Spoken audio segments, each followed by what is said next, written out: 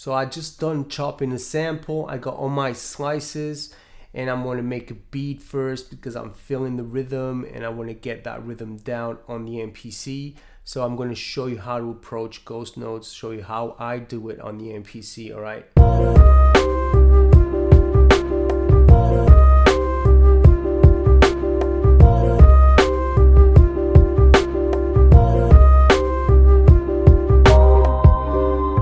Okay, so ghost notes. First off, what are ghost notes? Ghost notes are those notes that are really hidden in the back that you can't really hear them. You can feel them. Sometimes you do hear them, but they are always in the back just to provide some rhythm, some swing to the beat. So they're not prominent. They're not up in front of you like the main hits of a drum beat. So I have a very simple boom bap beat. Well, it's just basically ones and twos here. So this is the basics here. The way I approach ghost notes is with 16 levels. To use 16 levels, you just choose the sample that you want to work with. In this case, I'm going to use the kick. I'm going to start with the kick. And then you go 16 levels. All right, you are presented with that screen. And in this screen, I use three things. I'll use attack, I'll use filter, and I'll use velocity. Velocity means the volume, right? So you will use velocity to get a really low volume on that kick. So you'd go like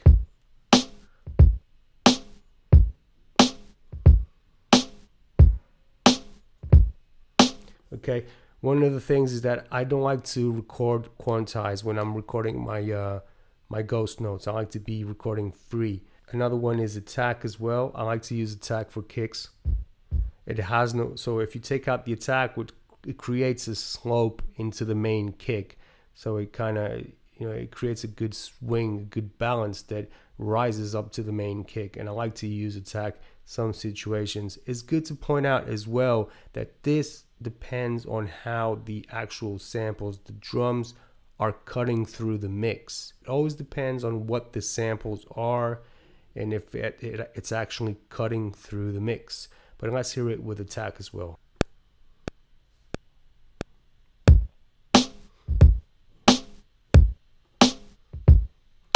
Okay, so we have the attack first and then the velocity. They're completely different, so let's hear them.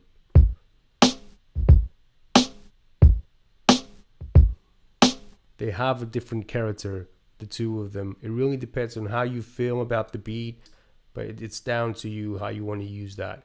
So the other way I use as well is filtering. I like to filter my kicks.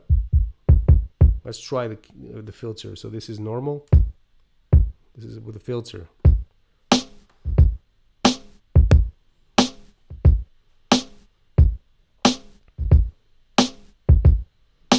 Right, let's get here to the grid.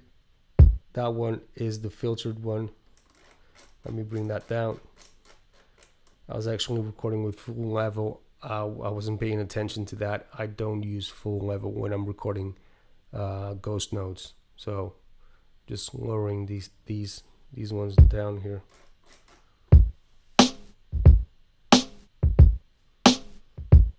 So there are different types of ghost notes. That's for the kick. In case you want to edit the notes here that you just recorded, you can go to the list editor and you'll have the different types of hits that you created. So you have the attack right there, you have the cutoff. That right there was the velocity. You'll see that you have a 7 velocity. So if you want to have more cutoff or less cutoff, you can come here and say that you want more. Okay, same thing with the attack. If you want more attack, you can create it right here. And if you hear that slope coming up, you hardly hear the first kick, but you hear something coming in that then brings out the main kick. And I like that. I like that type of swing. That's for the kicks. Same principle applies for the hi-hats and the snares. It will be exactly the same thing. So let's get a hi-hat.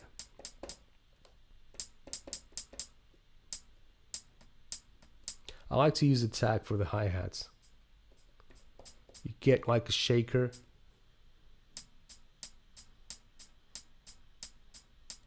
So let's record.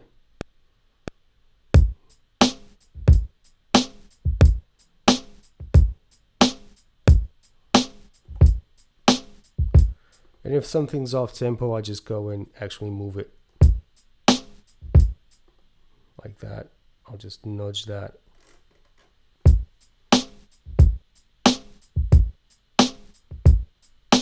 And same principle applies to the snares as well. So 16 levels.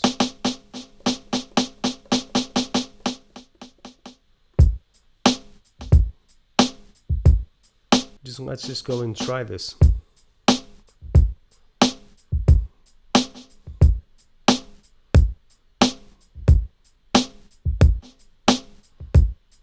You have the hits right there. One has velocity, the other one has attack. It doesn't mean that you have to use attack for the whole section there with the snares. You can use just one of them. Will you have the attack, and the other one will have velocity. It doesn't mean that you need to use attack on the whole section of the snare. So you can use, and that's why I come here to the 16 levels, because you can easily jump between these three and figure out what the best option is here. You can also have on the side a pad that you can create for the ghost notes.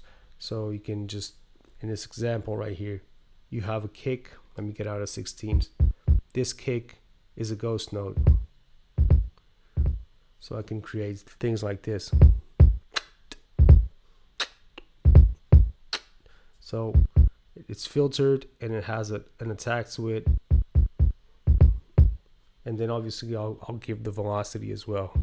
So after this is where you go in and drop in the samples if you want, or if you have started with the samples first, then you make the beat, put in the ghost notes after that as well. But at this stage, because I made the beat, then I go ahead and add in the samples. So as I said, I've been sampling today. And you just try to find combinations.